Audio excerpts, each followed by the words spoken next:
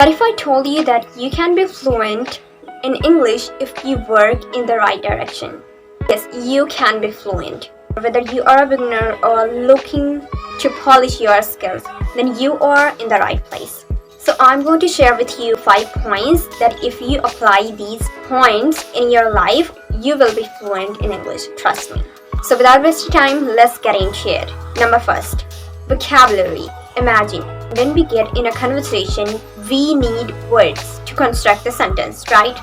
Imagine this, if we don't have any word in our mind, then how can we construct the sentences? We will go blank, and that's why words are really crucial to speak English, to construct the sentences. First of all, understand and improve your vocabulary. If you think that you don't have enough word to construct the sentence, then improve your vocabulary. Make sure that you have always a notebook where whenever you find a new word, you can write down with their meanings and with their examples.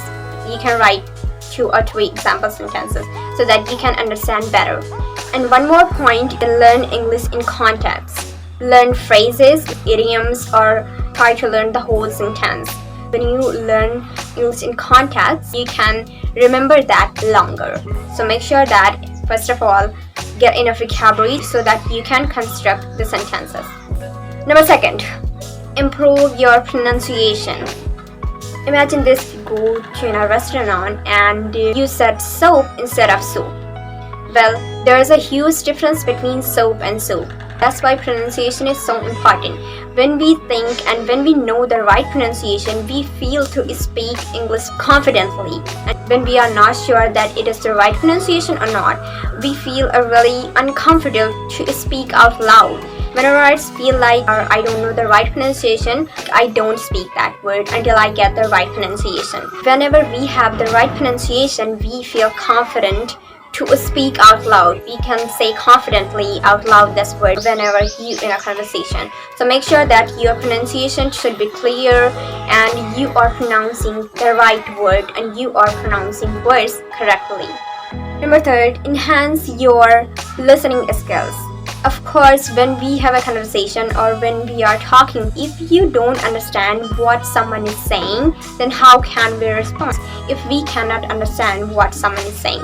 Because in English, native speakers use a lot of connected speech, and here are some ways that you can improve your listening skills. Number first is my favorite, of course, all the time, is podcast. When we listen podcast, we learn so many words. Of course, we hear so many words. If you cannot understand 100%, it is okay.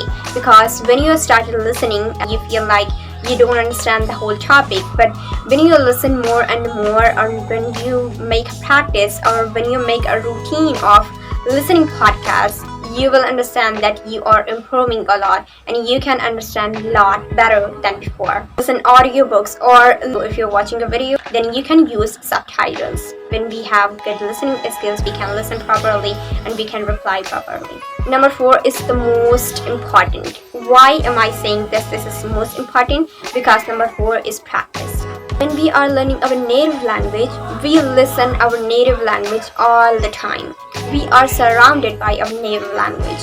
And that's why whenever we get a new word, we practice. And that's why we are able to learn our native language.